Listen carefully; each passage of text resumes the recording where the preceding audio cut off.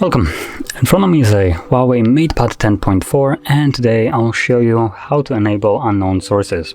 So you can install apps from in your SD card or basically anywhere that you have downloaded apps from, apart from the app gallery.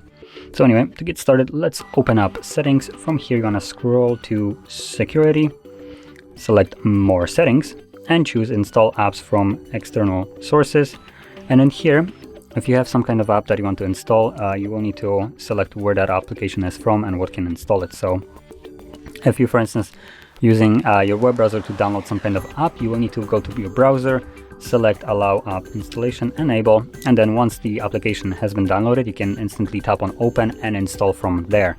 And additionally, if you have some kind of app that you want to open, your device will also auto direct you to the correct place. So for instance, if you downloaded it to browser and you want to install it, it will automatically drop you right here. So you will have to enable this portion and then you can go back and install it. So anyway, that is how you enable unknown sources. And if you found this video helpful, don't forget to hit like, subscribe, and thanks for watching.